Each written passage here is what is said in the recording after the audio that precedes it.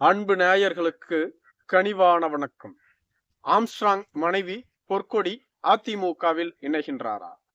அதிமுகவை வலிமைப்படுத்துவதற்காக தொடர்ந்து பல்வேறு முக்கிய தலைவர்கள் மற்றும் அரசியல் கட்சி தலைவர்களோடு அதிமுகவின் பொதுச் செயலாளர் எடப்பாடி பழனிசாமி பேச்சுவார்த்தை நடத்தி வருவதாக கூறப்படுகிறது. கொங்கு மண்டலத்தில் அதிமுக வலிமையாக உள்ளது.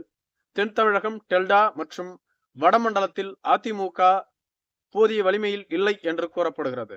குறிப்பாக சென்னை, செங்கல்பட்டு, காஞ்சிபுரம், திருவள்ளூர் போன்ற பகுதிகளில் அதிமுகவை வலிமைப்படுத்த தொடர்ந்து எடப்பாடி பழனிசாமி பல்வேறு முயற்சிகளை எடுத்து வருகிறார். கடந்த தேர்தலில் மேற்குறிப்பிட்ட மாவட்டங்களில்தான் திமுக பெருவாரியான வெற்றிகளை குவித்தது. சுமார் 90% அதிகமான வெற்றிகளை இங்கு திமுக பதிவு செய்தது. எனவே வட தமிழகம், செங்கல்பட்டு, திருவாரூர், சென்னை, காஞ்சிபுரம் போன்ற பகுதிகளில் திமுகவை வீழ்த்த அதிமுக ஒரு வலிமையான கூட்டணியை உருவாக்க போராடி வருகிறது. இப்பகுதியில் பாட்டாளி மக்கள் கட்சி மற்றும் விடுதலை சிறுத்தைகள் கட்சி வலிமையான கட்சிகளாக உள்ளது. குறிப்பிட்ட வாக்கு வங்கியையும் பெற்றுள்ளன.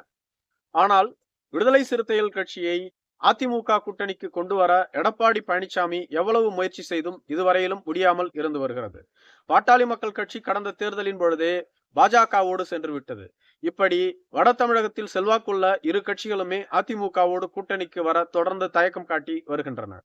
இதுபோன்ற சூழ்நிலையில்தான் புரட்சி பாரதம், இந்திய குடியரசுக் கட்சி போன்ற கட்சிகளோடு தொடர்ந்து எடப்பாடி பழனிசாமி பேச்சுவார்த்தை நடத்தி வருவதாகவும் இவர்களுக்கு அங்கு ஓரளவு செல்வாக்கு இருக்கிறது என்றும் கூறப்படுகிறது.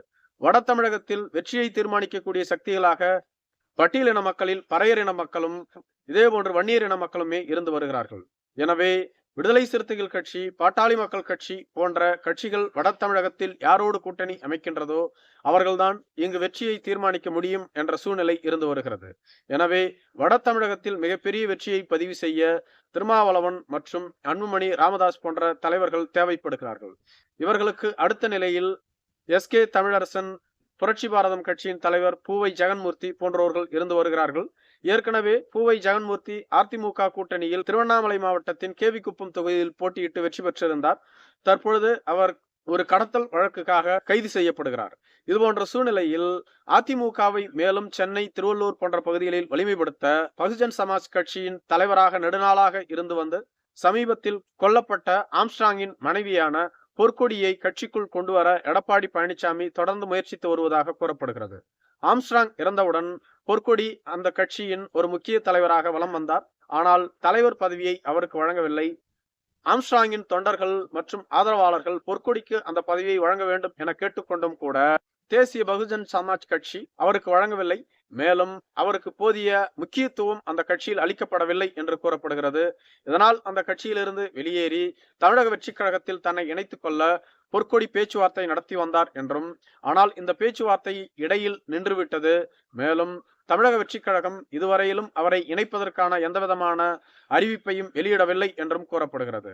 இதனை தெரிந்து கொண்ட எடப்பாடி பழனிசாமி அவசரமாக சென்னை பகுதியின் மிக முக்கிய தலைவர்களாக இருந்து வரக்கூடிய பெஞ்சமினை பொற்கொடியிடம் அனுப்பி அவரை அதிமுகவிற்கு கொண்டு வர தொடர்ந்து பேச்சுவார்த்தையில் ஈடுபட்டு வருவதாக கூறப்படுகிறது. ஏனெனில் ஜெயக்குமார் மீனவ சமுதாயத்தின் மிக முக்கிய தலைவர். அதே போன்று வட தமிழகத்தில் அதிமுகவிற்கு சொல்லிக்கொள்ளும் அளவிலான பறையர் சமுதாயத்தைச் சேர்ந்த தலைவர்கள் இதுவரையிலும் இல்லை. எனவே அதை சரி செய்வதற்காக பொற்கொடியை கட்சிக்குள் கொண்டு வந்தால் ஒரு குறிப்பிட்ட வாக்கு வங்கியை பெற்றுவிடலாம் என எடப்பாடி பழனிசாமி கருதுவதாகவும், அதனை சரி செய்வதற்காகத்தான் தொடர்ந்து பேச்சுவார்த்தையில் ஈடுபட்டு வருவதாகவும், பொற்கொடி தரப்பிலிருந்து எந்தவிதமான பதில் அளிக்கவில்லை என்றாலும் கூட பொற்கொடியை எப்படியாவது கட்சிக்குள் கொண்டு வந்து அவருக்கு மிக முக்கிய பொறுப்பை வழங்கிவிடலாம் என எடப்பாடி பழனிசாமி கருதுவதாக கூறப்படுகிறது. மிக விரைவில் இந்த இணைப்பு நடைபெறும் என்றும், அது அதிமுகவிற்கு வட தமிழகத்தில் மிகப்பெரிய பலமாக இருக்கும் என்றும் கூறப்பட்டு வருகிறது. நன்றி.